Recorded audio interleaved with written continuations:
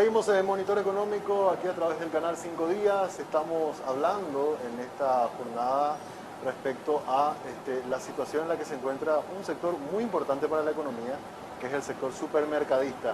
Está con nosotros Alberto Sborowski, él es presidente de la Capazo, a quien saludamos. ¿Cómo te va, Alberto? Muy buenos días. Muy buenos días, un gusto estar acá contigo. Un saludo para la teleaudiencia. Bueno, nosotros ya hablando incluso en 5 días, creo que hemos conversado también en radio varias veces que te llamé y yo valoro mucho el esfuerzo que hizo el sector supermercadista porque fueron ustedes, Alberto, los primeros que marcaron la cancha sobre los protocolos sanitarios del año pasado, ¿verdad?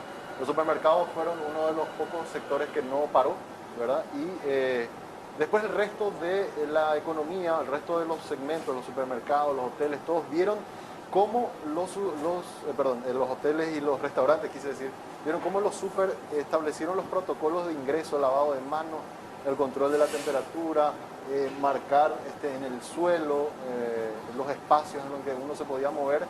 Y hoy día eso es algo que está naturalizado en todo, ¿verdad? En todos los clientes, ¿verdad?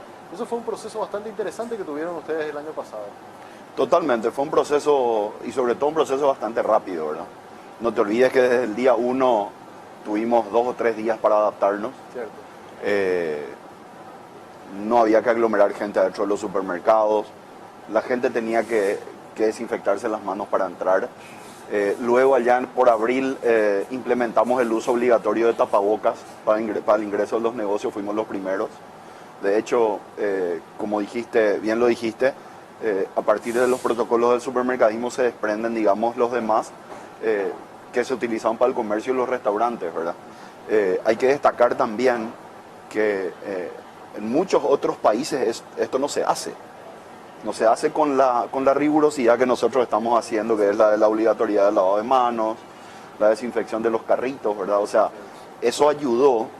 Imagínate que nosotros recibimos cientos de miles de personas diariamente, ¿verdad? Entonces eso hizo, digamos, que no seamos focos de contagio. Y bueno, y después tenés todo lo que es del supermercado, de la oficina, de la sala de ventas para atrás, digamos, que es nuestra parte interna, que también tuvimos muchas modificaciones en protocolos. Y bueno, exitosamente lo llevamos adelante, ¿verdad? Por suerte. Yo me imagino lo difícil que habrá sido también a la hora de analizar, bueno, ¿cómo hacemos? Porque ustedes, hasta los propios, el personal del supermercado, ¿verdad? Porque reciben tanta gente, ¿verdad? Por hora, que es, uno mira así rápido, miraba el año pasado en marzo, decía un potencial foco de contagio son los supermercados por la aglomeración que significa, ¿verdad? Pero aún así, y creo que es muy valorable, respetar los protocolos como hizo que los supermercados nadie tenga miedo hoy de ir a infectarse porque evidentemente no hubo contagios masivos que se le pueda atribuir a gente que fue a hacer compras. Totalmente, y también fuimos probando ciertas cosas y fuimos evolucionando, digamos, en ciertos controles. Los que eran, digamos, un poquito innecesarios fueron relajados, los que sí analizamos con el Ministerio de Salud que podían ser potenciales focos de contagio fueron subidos un poquito, claro, de tono, ¿verdad? Entonces yo creo que, porque esto es algo que se aprende el día a día, ¿verdad? Es prueba y error, prueba y error, prueba y error, todo el tiempo, en cuanto a los protocolos. Perdón, discúlpame, ¿me iba a decir algo? No, en cuanto a los protocolos me refería. Claro. Un año después de la pandemia, pues justo ahora estamos en marzo, estamos creo que en un momento así, hasta histórico, digamos. Le salimos a preguntar en las redes sociales a nuestros televidentes y a los que nos siguen a través del Twitter, ¿cómo cambió su hábito de compra? Si la gente compra más que antes, compra igual o menos que antes. Le voy a pedir a la gente de Control Central si nos puede pasar los resultados de cómo está respondiendo la gente, porque me parece muy interesante. Ya hace rato íbamos mirando un poco los números y yo también te preguntaba antes de comenzar el programa a ver cómo estuvo el tema del hábito de compra, ¿verdad?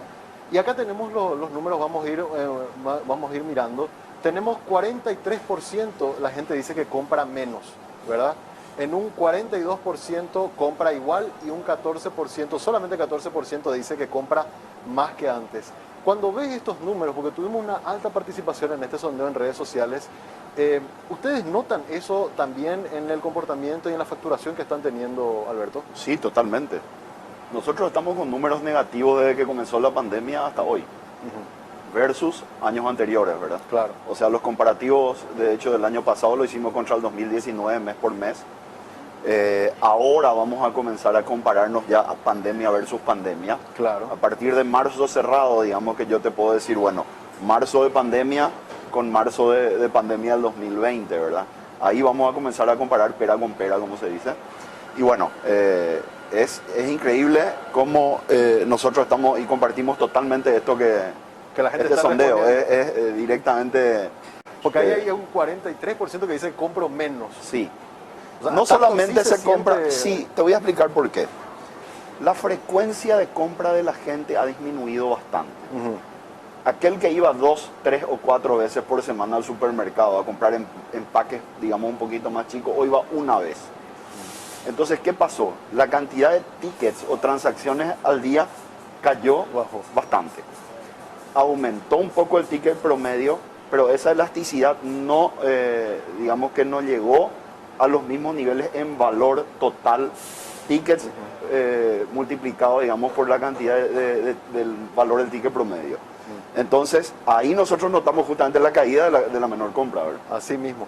Y justo hablando de caídas, teníamos también un dato que nos proporciona el Banco Central, que nos muestra un poco la evolución sobre cómo fue la evolución de las ventas, ¿verdad? Mes por mes nos va mostrando y queremos mostrarle también a los televidentes para que tengan una idea de lo que fue el impacto de la pandemia en cuanto a las ventas, porque muchos decían, los supermercados siguen vendiendo, los supermercados siguen abiertos, ¿de qué se quejan? Por ahí alguien pudo haber dicho. Sin embargo, igual a pesar de que seguían abiertos, ustedes también notaban una reducción en la facturación que fue bastante importante en algunos meses. Y acá tenemos, estos son los datos del estimador de cifra de negocios. Habíamos arrancado con un crecimiento de 2%, febrero veníamos bien, 4%, y luego en abril vemos como acá hubo un 4,1% de caída, luego en mayo también 1,7% de caída, en junio hubo un pequeño repunte cuando comenzó la cuestión de la... Acá tenemos, Alberto, mira, tenemos sí. Acá cuando comenzó la flexibilización, ¿verdad? Parece que hubo un pequeño repunte, luego julio 3% y después vuelve a caer otra vez. Y eso fue una cosa que a muchos llamó la atención. Cayó nuevamente en agosto, Abril, en septiembre. julio y agosto. Sí, y en septiembre, octubre, pequeños repuntes, pero en la fiesta de fin de año, que a mí me llamó la atención, yo pensé que íbamos a tener crecimientos importantes, 6% en noviembre caímos y en diciembre, en la fiesta de fin de año, fueron casi 5% abajo. Sí, se acompaña perfectamente. Este es, digamos que básicamente es el comportamiento también del consumo que tuvimos en los supermercados. Sí. Sí, nosotros vimos que agosto fue una caída mayor para nosotros. Ajá. Agosto fue, digamos, la mayor caída de todas. ¿Cuánto ustedes calculan? Y en consumo, nosotros calculamos que está entre el 5 y el 10% la caída para nosotros de agosto. Agosto fue un mes bastante complicado. Noviembre para nosotros fue un mes, octubre y noviembre, sobre todo octubre fue un mes, digamos, donde notamos una aceleración en el consumo, producto, digamos, del levantamiento de las medidas restrictivas y de que los jugadores entraron de vuelta a la cancha a trabajar, digamos. O sea, se liberaron ciertos sectores, entonces eso hizo que la gente pueda tener un poco de ingreso y comenzar a gastar de vuelta, ¿verdad? Nosotros no tenemos todavía, porque el Banco Central hace el estimador de cifra con un pequeño rezago de casi 2 meses. Exacto. No tenemos todavía los datos de enero-febrero, pero por lo que ustedes están viendo del ticket de facturación, ¿cómo arrancamos el año respecto al año pasado? Complicado. Complicado. Está complicado. Con los colegas compartimos siempre informalmente, digamos, conversaciones donde vamos haciendo el seguimiento de cómo vienen las ventas. Y enero y febrero están complicados. Digamos que yo creo que estarían en una caída similar a la de abril más o menos, del año pasado. Más o menos un 4% Sí. abajo.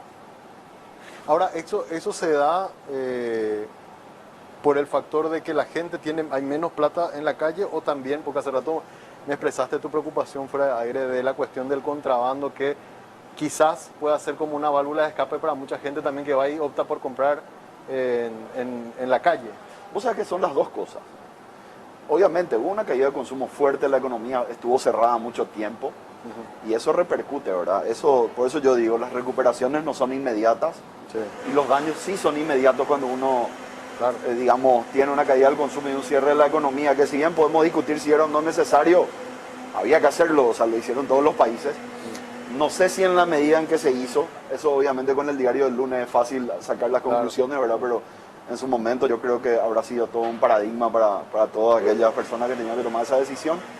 Pero sí, nosotros creemos que, digamos que a niveles normales en el segundo semestre de este año y dependiendo de la situación sanitaria, mucho ojo, porque esa es la variable más importante hoy, podríamos comenzar a hablar de una recuperación. Ya. ¿El mes de marzo cómo está? Bueno, marzo todavía no te puedo decir porque han transcurrido pocos días, ¿verdad? Ajá. Recién una semana y moneditas. Así que, bueno, yo creo que... ¿Las tendencias están así similares a los otros meses? ¿O? Sí, las tendencias siguen iguales. Las tendencias siguen iguales. Ahora, cuando ustedes miran, o sea, si pudieran, porque ahora estamos hablando de montos globales, ¿verdad? De facturación, pero cuando ustedes, por ejemplo, ven en dónde está cayendo más, en la compra de alimentos, en la compra de insumos de limpieza, en la compra de algún otro producto, ¿en dónde notan ustedes que está el mayor bajón a la hora de comprar por parte de los clientes? Bueno, en marzo empieza, digamos, a ser la categoría almacén la protagonista por todos estos meses hasta aproximadamente octubre. Allá por octubre se comienza a reactivar lentamente la categoría no tradicionales, que es una categoría, digamos, que es non-food, y comienza a equilibrarse de vuelta, aún con una caída muy grande versus años pasados de esa categoría, ¿verdad? La categoría almacén y no perecedero se mantiene. La categoría limpieza es una categoría que también fue protagonista en todos estos meses de pandemia. Y lo que es no esencial, digamos, tuvo una caída importante. Perfumería, librería, que de hecho no hubo clases. Imagínate que nosotros participamos, digamos, en las ventas con librería y no hubo clases, ¿verdad? El año pasado. Este año sí, no en la venta de útiles no estuvo, digamos, a la altura de años anteriores, pero por lo menos comenzó a dinamizarse un poquitito. Todo lo que es bazar, todo lo que es ropería y todo eso fue muy resentido. Entonces, ese es el cambio que nosotros notamos y ahí viene la caída. Ahí viene la caída. En perecederos no hemos caído mucho. Perecederos son productos frescos, carnes, lácteos, frutas y verduras, etcétera, congelados. Entonces, nosotros notamos, digamos, que en almacén y perecederos más o menos se mantiene y en no tradicionales fue una caída bastante importante. Tengo otros temas que quisiera consultarte porque es una preocupación. Yo te comentaba que estuve, y casi toda la semana hablo con líderes de gremios, de diferentes gremios. Ayer estuve con la gente de la CAP y quería conocer también tu opinión sobre dos temas. Uno, ustedes están buscando recuperarse y me hablas de una proyección de recuperación real a partir del segundo semestre. Y esta crisis política de alguna manera les genera incertidumbre también a ustedes, les afecta de alguna manera en las proyecciones que tienen para el negocio, o eso va independiente de lo que están haciendo? Está directamente proporcional ligado a la recuperación del consumo. Nos parece un daño gigantesco. Esta inestabilidad política hace un daño gigantesco a toda la sociedad, a toda la economía. Si bien podemos estar de acuerdo con las reivindicaciones que se piden, que de hecho lo estamos, necesitamos más responsabilidad fiscal, necesitamos patear el tablero en muchos aspectos, es nefasto para una recuperación económica. Esto que apareció ahora, digamos, es nefasto. Claro, porque muchos decían, escucha, nosotros estábamos con la cuestión de sanitaria, nos venía golpeando y ahora parece que nos meten una presión más innecesaria producto de nosotros mismos, ¿verdad? Entonces, ahí es donde uno nos preguntaba, ¿qué efecto puede llegar a generar también esto de venir nosotros mismos con una cuestión de rencillas políticas, llegar a complicar aún más a la cuestión económica? Totalmente. Mirá, yo te digo, el consumo está ligado a la confianza. El primer driver, digamos, de aquel que quiere consumir es tener confianza, tener previsibilidad. Al no haber confianza ni previsibilidad, automáticamente el consumo no puede crecer de vuelta. Totalmente. Ese es el problema principal que tenemos. Vos hace rato mencionaste, Alberto, la cuestión de las vacunas. ¿verdad? Se suman ustedes también a este reclamo que ayer veíamos la gente de DENDE, la gente de CAP, la gente de la UIP, como que todos los gremios empresariales están unificados en decirle, señores, la cuestión de la vacuna es una cosa impostergable que tenemos que solucionar lo antes posible porque es quizá la ventana que tenemos para comenzar a salir de este agujero en el que nos metió el COVID. No hay otra. La vacuna es la única salida que hoy tiene la humanidad para pelear contra esta pandemia, ¿verdad? Entonces yo creo que el gobierno debe priorizar por ese lado, más que restricciones al comercio, a pequeñas empresas, pequeños negocios, bares, restaurantes, no sé, pymes en general, que fueron dentro de todo comenzando a levantar cabeza o a remarla, digamos, dentro de todo este ambiente complicado. No veo que sea la solución un cierre, y sí creo que la solución es que el gobierno tome el toro por las astas y haga lo que tenga que hacer y comencemos a vacunar de forma masiva, ¿verdad? Ahí está una última consulta, Alberto, antes de despedirnos. Hoy hay una reunión muy importante entre el Ministerio de Educación, Secretaría de Turismo, ¿verdad? Y el Ministerio de Salud, porque van a tomar decisiones respecto a cómo vamos a comportarnos en materia sanitaria por el tema de la Semana Santa. La Semana Santa siempre es un momento en donde la gente hace muchas compras por la tradición que hay, ¿verdad? Entonces, a la hora de tomar decisiones, ¿qué ustedes le recomendarían al gobierno de que esas decisiones pudieran afectar un poco al negocio si es que se establecen restricciones?